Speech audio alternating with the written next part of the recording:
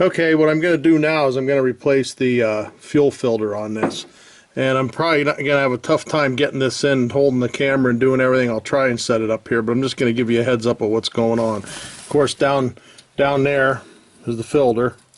Up here is how you prime it. That's your primer when you're ready to do it after you get the new filter on. Over here, over on this side, you can't see it, is your you got to leave the air out of it or the fuel, and I'm going to crack that open now to bleed it off some before I actually take it off. So what you have to do then is you have to get down on the bottom of here and unhook your I think it's a water sensor element. You got to unhook that so you can spin your filter off. So I'm going to open the bleed here. I'll try and get it while I'm doing it, but I'm going to try and open the bleed over there to get this bled a little bit, and then open this up. I'm gonna unhook the sensor and then start spinning this off. Even with the fuel in it, I got a catch tub underneath here.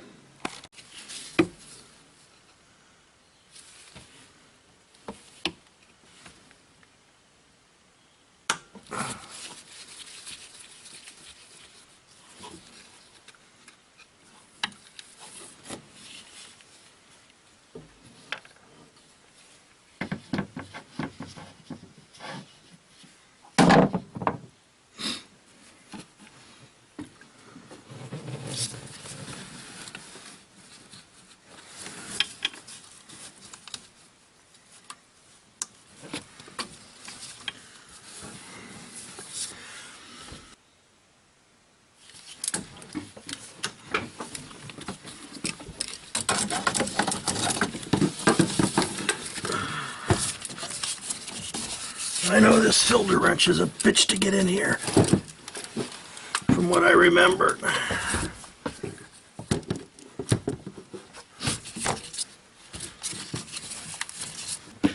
Alright, I had to go get a different style wrench here. The other one wouldn't work, it was a little too long, but this got it loosened up and we got to get it out. I think I'll be like Steve Rob, I'll mark my tools exactly what I need them for and I'm using them for. That way I'll know when I go to grab it. Now this will be full of fuel, and you drop it of course like that, and then if I remember correctly, it's a son of a gun to get out of here. Maybe not.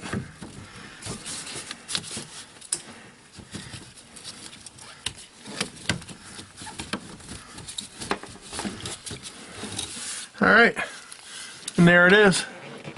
So now what I'm going to do is find the appropriate size wrench to take that element out and get it in the new one. Make sure my numbers are the same. Yep, it's a Wix 33810 and this is a Napa 3810. You drop the first number off the Wix and you have the Napa number. That simple. So there it is. I don't think that'll come out that hard, so I'm just going to take the channel locks. It's probably just going to be just as easy.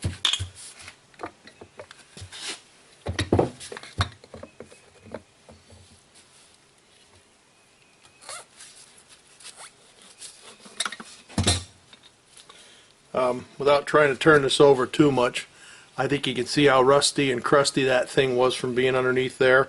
And believe it or not, I did have one spring a leak because it was on there. Well, it got the calcium. I guess it was on there too long. So now what you want to do is I'm going to take this filter over and set it. Plus I'm going to get my I'm going to get a little bit of diesel fuel because I'm going to do my O-rings with a little bit of diesel fuel before I put them back on here. Alrighty, so let's get the O-rings on here. Now I didn't find a little container, all the frickin' butter dishes and all that stuff I had. I just took my recyclables, so none here. So I'm just gonna, I have my big thing of diesel down here. I'm just gonna, you don't have to see this, but all I'm doing is putting a little diesel and getting it all over the place. Put a little diesel on there. Take the old one off.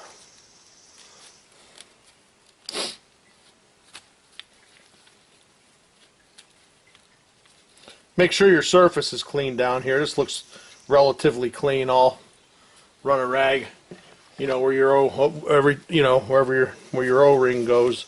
You always want to make sure that's clean. Let's do that. Put the O-ring on. Make sure I got the clean one and not the dirty one. Make sure I didn't lay it in any. Yeah, you got to be careful. There's crap all over the place here. Even on what I think's a clean rag. Alrighty, let's put her back in.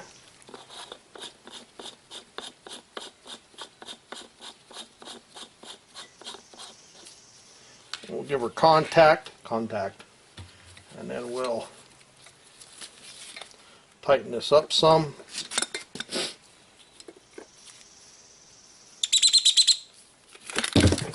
We'll drop it on the ground because my hands are all slippery.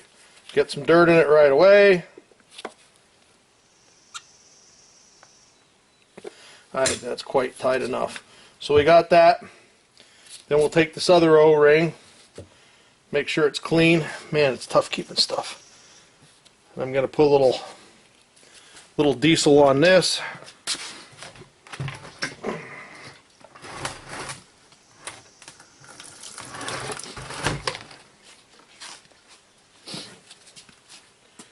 Put my O-ring on my filter here. Make sure I get it in. Fits the same.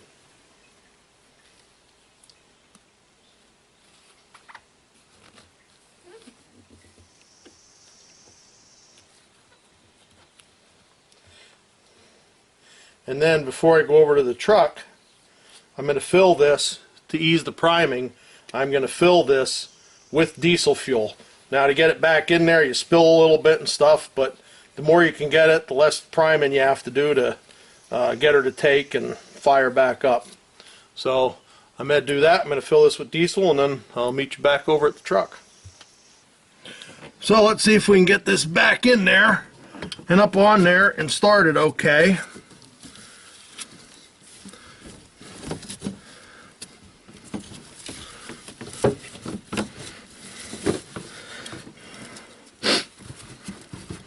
It's harder than what you think, folks.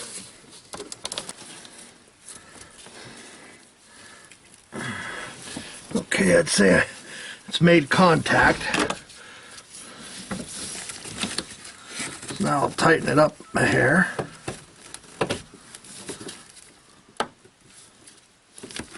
Prefer to use that other filter wrench, but because this one will crush it. But the handle's just so long. Have to cut that handle down, that's all there is to it on that other one.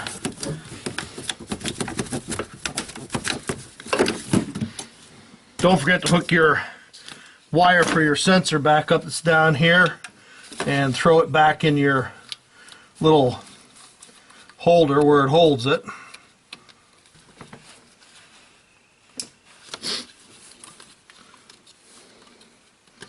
Alrighty, so now we'll prime it here. Woohoo! We'll put our little plug back in. And then the only thing I'm going to do is I'm going to blow it off with some air so that I can hopefully see if there's some leaks and wipe it off, and then we'll start it up.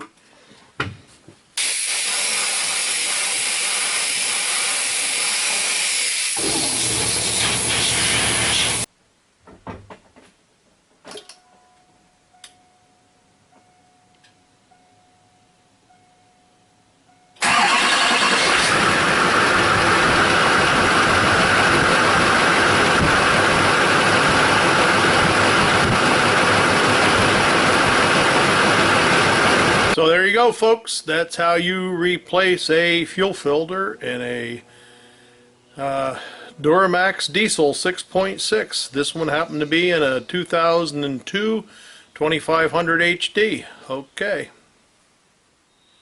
That's how you do it.